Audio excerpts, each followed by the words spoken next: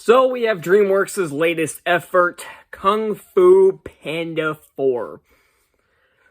Now, Dreamworks has been very hit and miss the last few years. They came out of nowhere in 2022 releasing Puss in Boots: The Last Wish, and if you took that wrong, it doesn't mean that's where they started, obviously. They've been making films since the 90s, and I've usually liked their movies. They have plenty of movies that are awful, like Turbo or Shrek 4, or some of their recent efforts. Oh, Shark Tale too, that's easily the worst one. But in 2022, they came out with Puss in Boots: The Last Wish, and it ended up being one of the best animated films of the 21st century. And up to that point, ever since, say, 2012-ish, most of their movies have been pretty hit and miss. And they've been kind of just lagging behind all the other animated studios. But then The Last Wish came out, and it looked like just some cash grab sequel, and it ended up being amazing. And I thought that this was going to be the start of a new renaissance for DreamWorks, similar to what Disney did when they came out with Tangled, and they made a bunch of great films after that, like Wreck-It Ralph and Big Hero 6 and Zootopia. But then the next one that came out was Ruby Gillman Teenage Kraken.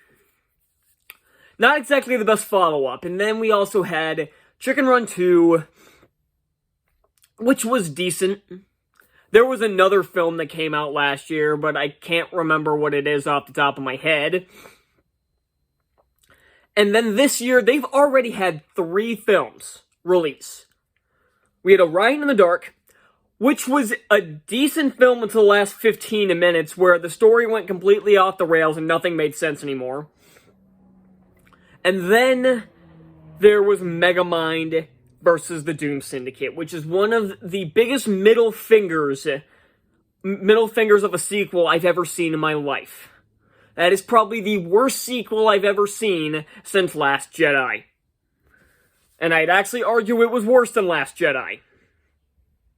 Yes, really, because at least Last Jedi was coming off a mediocre movie. Megamind vs. the Doom Syndicate's a sequel to one of the most underrated animated films of all time, one of my personal favorites, and it seems like it's been getting a lot more of a cult following recently, so a lot of other people were pissed off about it too.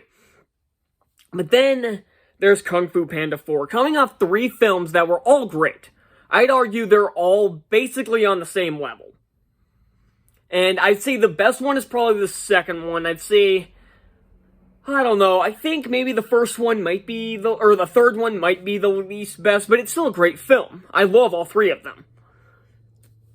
And this one, I was really hoping would be kind of like The Last Wish, would be kind of the savior that kind of picked DreamWorks back up off its ass. And I'm here to sadly announce that is not the case. This movie is not good. This was a very disappointing sequel, and I honestly don't have that much to say. I just saw this movie, and honestly, I'm having trouble remembering some things that happened. So I guess I should talk about the main plot, and the main plot is already stupid enough, where Po has to find a new Dragon Warrior. And this doesn't make sense because it was made clear in the first 3 films that Po is the Dragon Warrior. There wasn't one before him, and there was no indication that there would be one that came next. But I guess Mike Mitchell didn't get the memo. Now, Mike Mitchell, the director of this film, has been very hit and miss with his films. He made the Lego Movie 2, which I think is pretty good apart from the first 20 minutes or so. But he's also made shit like Deuce Bigalow, Male Gigolo. Yes, that's a real name of a movie that came out in like 2004. But he also made Sky High, which is one of the most underrated films I've ever seen. I don't see anybody talking about that movie anymore. So I thought he had the potential to make this a good film, because the directors of the first few movies were not here. So I'm like, okay, maybe he has some potential. I liked Sky High and everything. I liked Lego Movie 2, so maybe he could bring something to this, and he really didn't. Again, the plot on its own already makes no goddamn sense. But then we get the worst aspect of this film, basically who obviously ends up being the new Dragon Warrior. I could tell as soon as the person showed up. This little fox here, who's voiced by Awkward Fina. God damn it, why is she in every franchise? Every franchise she's in, she ruins. She was in The Little Mermaid, which was already awful, but she made it so much more insufferable. She made Migration way more insufferable than it already was. She was fine in Shang-Chi because they knew when to shut her up. She was in Jumanji 2 and wasn't very good in that either. She was tolerable, but again, because the writers knew when to shut her up. But every other movie she's been in, especially she was in so many movies last year, they didn't know when to get her to shut up. She is one of the most unfunny actors in the entirety of Hollywood. I don't understand why she keeps getting work in these franchises. The only franchise she's yet to ruin is Star Wars, and that one's already ruined by Kathleen Kennedy. I'm just waiting for the next Star Wars show to bring her in to be the next big Jedi or something.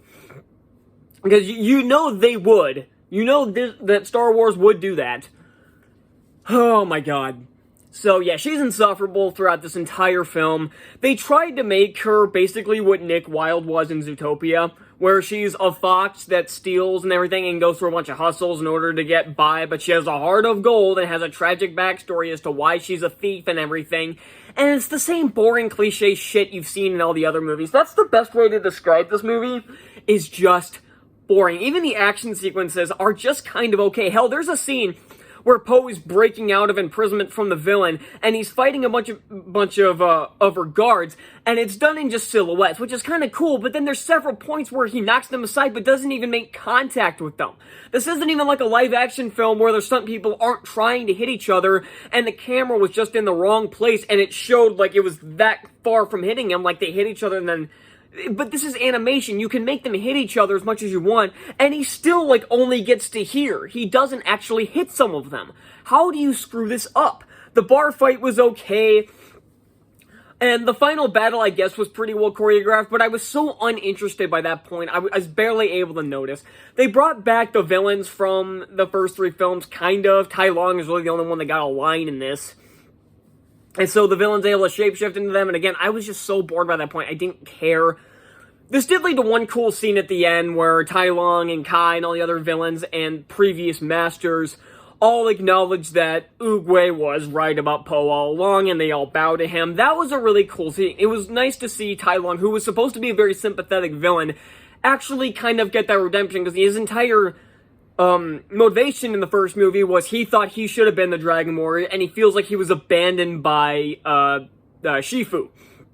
And once he sees that Oogway made the right decision in making Poe the Dragon Warrior, he accepts that and bows to him as the Dragon Warrior. That's a really cool scene, but again, it's undermined by him no longer being the Dragon Warrior, making this stupid fucking fox the Dragon Warrior. And something else that was notoriously missing from this film were the Furious Five. Some of the best parts of the original three movies was his camaraderie with them, especially Tigress. Was it Tiger or Tigress? I don't remember. But, and I remember seeing, like, oh no, something saying, oh no, they're in this movie, and they are. They're in a cameo during the credits. And all they're doing is training the stupid little fox. They don't even get a line. Although I will say it was kind of funny hearing Jack Black do a cover of Hit Me Baby One More Time by Britney Spears. That was a little funny. There are a couple of jokes in this that land, but most of them don't. And you know why? Because most of the jokes are done by Awkwafina, and all she's doing is, she's doing the Kevin Hart thing, where all she does is just constantly talk and hoping something she says is found funny by little kids. It's not funny. The jokes in this don't land. Some of them do. Like, I do like the scene where Poe's dead. Like, after they've already left the bar and are heading to Juniper City, Poe's, both of his biological father and his adopted father are following them. And Poe's dad comes in and acting all intimidating to everybody. That was kind of funny. But I lost interest in this movie so fast. I could not believe how bored I was after like 20 minutes. I was kind of like, okay, it's just the first 20 minutes. Maybe it's just a slow start. Maybe it'll pick up. It really doesn't. The energy doesn't pick up. The pacing doesn't get any better. The characters are just kind of obnoxious. The action sequences are fine, but it's like, I don't care enough about the story to get invested in the action sequence. I don't care how many flashy effects you put on screen. I don't care how many flashy martial arts moves they do. I don't care how many people this lizard transforms into. They couldn't... And again, the chameleon is one of the most boring villains I've ever seen. Like, I don't really understand her motivation. Because the other villains had either really good motivations that tied to the hero, or they were directly tied to Po. Tai Lung thought he should have been the Dragon Warrior, so he has not only conflict with Shifu, but also with Po, because he was chosen to be the Dragon Warrior. Is it Shen? Is that the peacock's name? He had a direct tie to Po's backstory in the second one. And Kai didn't have a connection to Po, but he had one to Oogway. So in relation, he technically had beef with Po, because he's essentially the next Oogway. So they all had some kind of motivation that tied back to Po. The chameleon, I don't even know what this fucking lizard's motivation was. I didn't care either.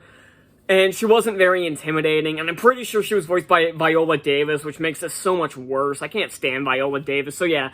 Voice actors I can't stand, a story that was uninteresting, a villain that made no sense, action sequences that were fine, and the presence of Awkwafina make this movie very disappointing, and I've now given up on DreamWorks. I've been saying that if Kung Fu Panda 4 was bad, that I'd give up on DreamWorks. I've given up on DreamWorks. I'm giving Kung Fu Panda 4 a D+. Because it's not abhorrently awful, but it's so boring, so dull, and so damn disappointing. So that's all I got, and I'll see y'all next time. Bye.